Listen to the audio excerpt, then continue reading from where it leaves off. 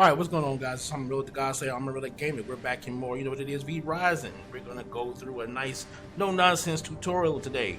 First thing we're gonna do is we're gonna get into gear, understanding what it is and understanding how it works with a no nonsense attitude approach to this.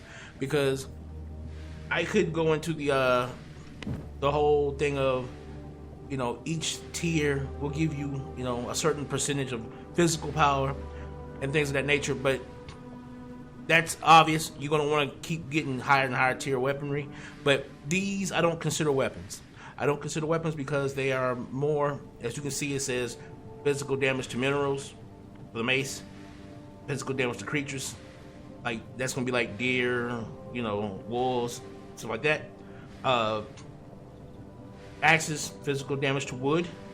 And of course, swords, physical damage to vegetation. Basically, all that means is that these are farming materials that can be used as weapons. But when it comes to humanoids, which is what you're going to be fighting mostly in this game, humanoids, the crossbow. Make sure you get a crossbow. This does significantly more damage than even the mace, which is probably your best bet for melee damage against a human, will be your mace. But the crossbow will still do more damage, and it'll keep you at long range. And of course, with your ability to dash about, with your powers like that and stuff like that, you'll be able to stay out of the breach. And it's not that slow of a firing rate. And as you can tell, once you get to the copper level of all your weaponry, because you'll start with bone, once you get to the copper level, you'll get a second ability for each of your weapons. And I'll go over them real quick. For the hammer, it's going to be like a jumping smash. For the spear, it's going to be a repeated stab that if you hit the button again afterwards, like that, and you hit it a second time, it'll do a knockback at the end of it. For the dual axis, you can do a forward dash wide swing. That can be pretty good if you want to use that inside your dash. Let's say, for instance, you want to dash back and get that move off. You can dash forward and get it. I'll try to say dash forward. Oh, let me get that back. Let's say the enemy is like in front of you, and you kind of want to do a little cool. You can do a dash back, then dash back forward again, or you could use it with a forward dash, then go into it. You know, there's different ways you can play with that. And then, of course, with the sword, you have the spinning slash, which can move. It's very short, doesn't last very long. Again, like I said, this might seem cool or whatever, but this way more efficient, and it does way more damage at the end of the day.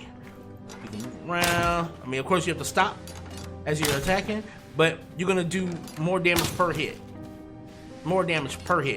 And then with this one, you have a AOE.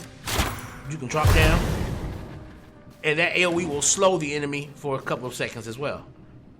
As you can see, it'll slow them down for like 1.5 seconds for a fading snare. You know, you probably will have seen in the video before this. You probably saw us, me and Snake, fighting the Necromancer Nicholas, and Nicholas was hard to fight melee. He killed me multiple times, but when we went out there with crossbows, that's when I realized, wait, this is ridiculously more powerful. So, yeah, crossbow is going to be your main thing you're going to want to get. Make sure you get these weapons though, because you're going to need them all to get the best out of farming the land and stuff around you. So you want to get these, and you do want to keep them up because you'll get more and more resources from them as you keep your weapons upgraded. So you want to keep upgrading them, but you want to mainly keep this upgraded as well. You want to mainly get that together. So that's it really for the weaponry. At least for as far as weapons that we've come across now in the game. I've been playing now for about 20 hours. You know, Got a nice castle setup going on.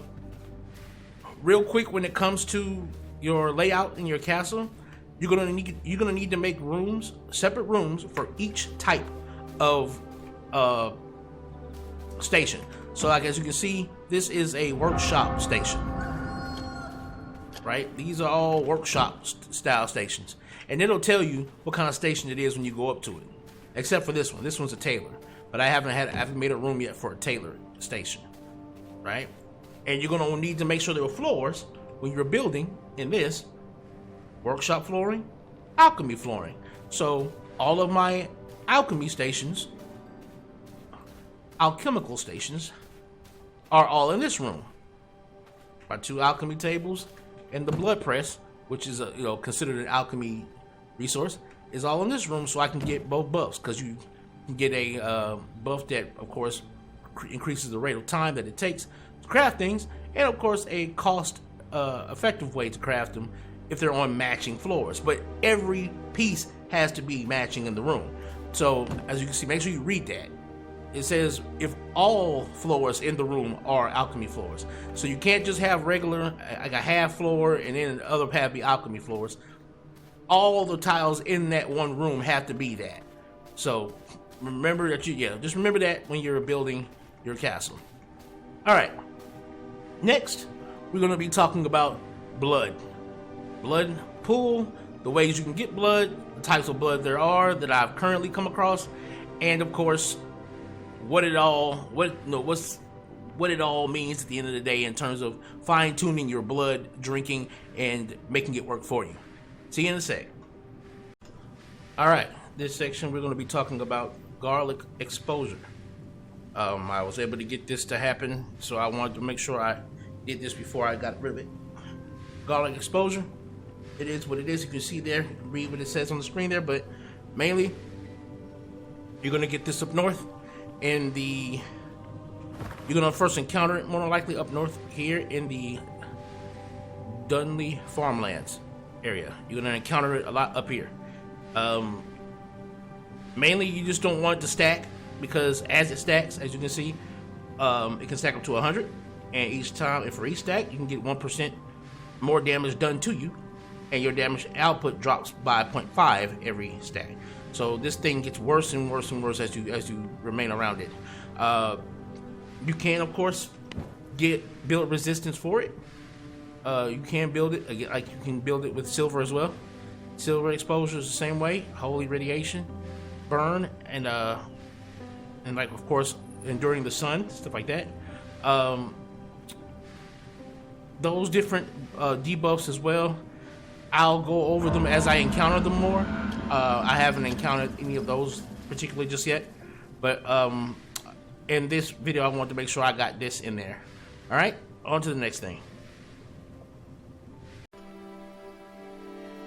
All right, rogue. The blood type gives you 4 buffs. The 5th buff is when you get a 100% quality of rogue, of any of the blood types that I'm going to show you. Of course, you can read here what the rogue buffs do as you get to certain levels.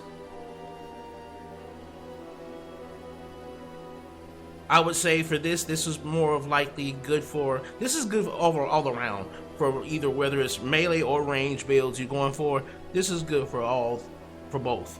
One, because the crit increase, and because the ability of you're getting a guaranteed crit after travel skills, and of course just the good armor stripping and all that good stuff of the rogue. This is an all-around good one. You can't go wrong with rogue, no matter whether you're playing long range or close range damage builds. All right, on to the next one. All right, next is warrior. You can take a look here on the screen, see what these 4 buffs do. Again, like I said, the 5th buff will always be the same for any of the types of blood.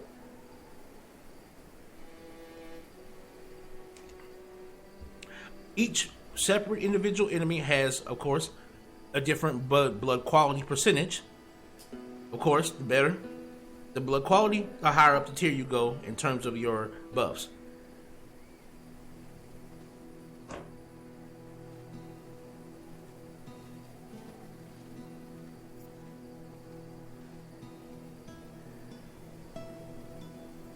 Had to make sure that guy knows when coming over here. But yeah, that's basically it for the warrior. For this one, again, as you can see for the last two there, for weapon skills, it's an all-around thing because even like for instance for the crossbow, rain of bolts is still considered a weapon skill too, so it can work long range as well. And then the physical power also applies again to crossbows. So this is also another all-around good one if you're just, if you can't find anything better in terms of a specific type of build for your blood. This is an all-around good one. The damage reduction is also a really good thing. So if you want to be a little more tankier and you like playing melee, this will be a good one. Of course it says warrior, but I believe there's another one that is actually far better for warrior than this one, and we're going to get into that one next. Alright, this next one, Brute. The Brute blood type, as you can see on the screen, Life Leech for the first level, attack speed and plus a gear level at 2, 3. Healing received is up by 20 to 35%. Self-heal for 4% of your victim's health when striking the killing blow. 6% chance for relative health recovery to boost movement speed by 20%.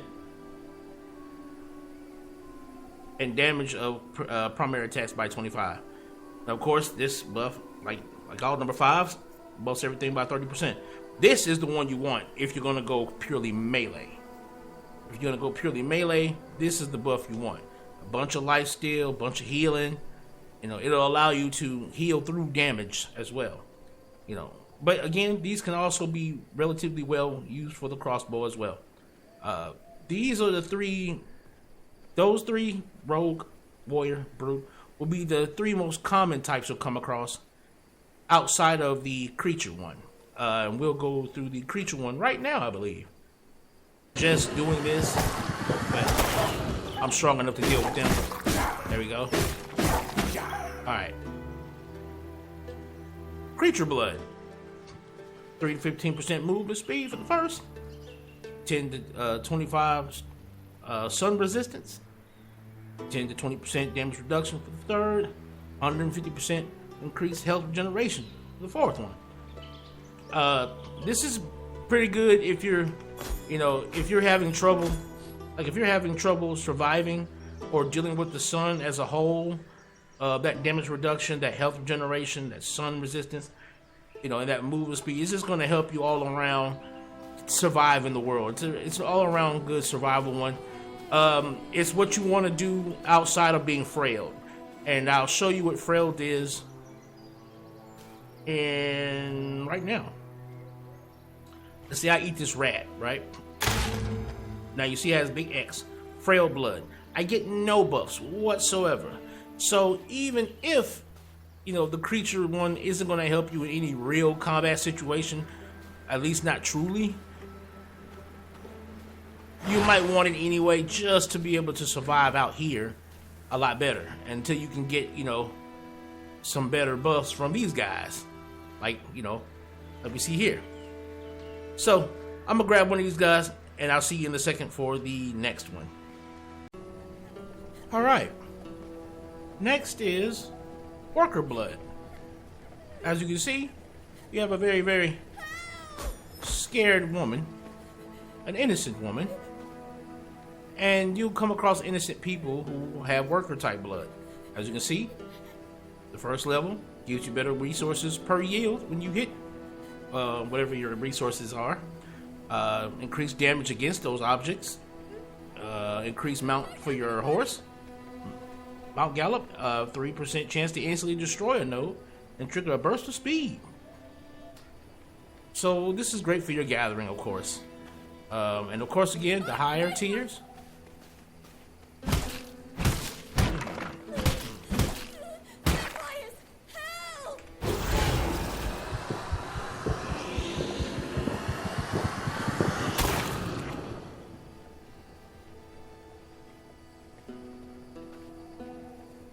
So sorry, my lady. Yeah. So, you know, that's going to help me in whatever gathering I do, unless I need more combat blood. And so there's your worker one.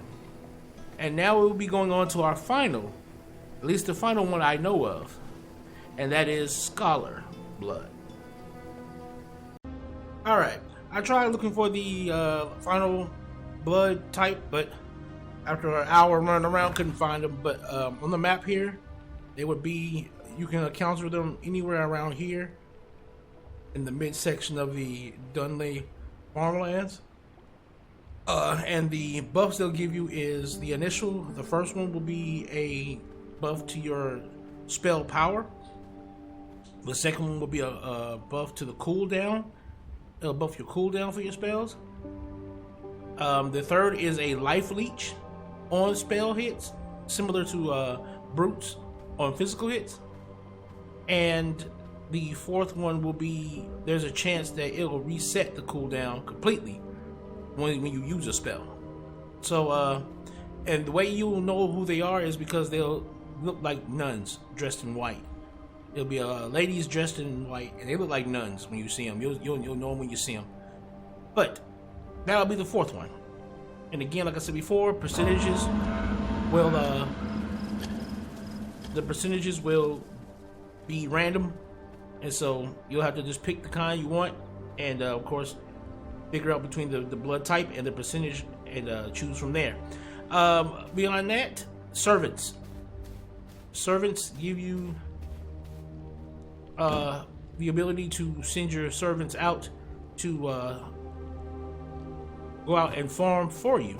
The way you would get them is after you've done a bunch of using this blood altar to kill bosses, which is what you should be doing. It should be one of your main priorities, is to kill bosses, because that's how you get all your powers. And well, let's do it like this right here. That's how you'll get all of your different powers from Unholy, Blood, Chaos, Frost, even your vampire powers. You'll get them from killing the bosses and stuff like that. So once you start getting to a point to where you kill the Bandit King boss and stuff like that, well, once you get to a certain point, you'll be able to have servants, and these servants you can send them out. And the way it works is, when you get a servant, it's going to be based on the faction they belong to, which is the militia or the bandits. And what it will do is, like, for instance, Reyna, which is over there, she is a bandit, and hers is for here she is here. Is a Farbane hunter, because I found her in the Farbane area, and the amount of resources I get from the successful hunts when I send her on hunts in Farbane will be 20% more. Of course, tracking expertise, that's because she's a rogue. That's because her blood type is rogue. And of course, same thing with her. But I found her with a militia. She was a militia one. So hers will be a little bit different. I believe hers is over here. Hers is going to be, if she's in the Dunley farmland, she'll get more things like that. And of course, increases the power, damage output. Of course, you have a matching floor for this as well. All crypt floors, but I don't have crypt floors yet. And when I do, I'll be moving these coffins. I'm actually going to get new. I'm gonna get better servants anyway. That's the reason why I don't even have them geared up, because you can gear them as well. So when you send them out, they'll be more likely to succeed and live and all that good stuff. So beyond that, of course, building your castle. You know, we went over blood. We went over the different ways you can obtain blood through that way. Of course, through feeding, you can use hearts, but hearts will return you to frail. Rats will return you to frail, but you know, these will be like your last resorts. But when it comes to hearts, you're gonna want to try and keep your hearts in here and try to, you know, place them in here and get those crafting as much as possible. This way you can always keep blood for your castle heart going, things of that nature. But if you need them, you know, rats you should be able to get rats easy enough though. And you just make sure that, you know, you keep your blood up. And if you find yourself starving, go ahead and just fill up your rat with rats, you know. And even though it's frail, you know, you're just trying to buy time for you to find an actual true victim to feed on that'll actually give you good buffs. Beyond that, again, watch your gear. Whenever you see these gear icons on the bottom, it means your gear is close to breaking, like mine is right now. My gear is close to breaking, and we don't want that. Your cape and your helmet gear won't actually break, so you won't have to worry about that. But your body pieces and your little jewelry will break. And of course, it'll tell you what you need to repair it. And you just click it once when it says repair at the bottom. How you see it says the middle, well, for me it's middle mouse to repair. Click that one time, it'll fully repair it all, as long as you have the equipment, the necessary materials. And so again, main thing is you'll start off with the bone stuff, I guess, and you'll go up to reinforced bone, go up to copper, then to merciless copper, and you just keep going up in the different tiers of weapons and armor. Also, whenever you get those papers and books and stuff, take them to your research desk so that you can learn again better levels of armor and gear. And of course, not only that, but collect the papers, because if you have over 50, you can discover a random technology. But you'll find books that'll also give you these different research material, these different research items that you can then go to the workbench and then craft them once you know them. And of course, whenever you want to craft your bow and arrows, your crossbows and stuff like that, you'll do them over here in the workbench. So if you're wondering where's the crossbows at, I see the workbench as the regular working bench as the weapons, it's the physical weapons, but where's the bows? They're over here in the woodworking bench. You know, so you'll have to make that in order for that, get that up. All right, guys, that's been the main beginning tutorial. Nothing too schmazzy fancy, just enough to get you acclimated to what the game is going to be requiring of you at all times. Of course, again, like sunlight is your biggest thing, so plan around it. You know, if you are going to be gathering, make sure to head out right when the sun falls.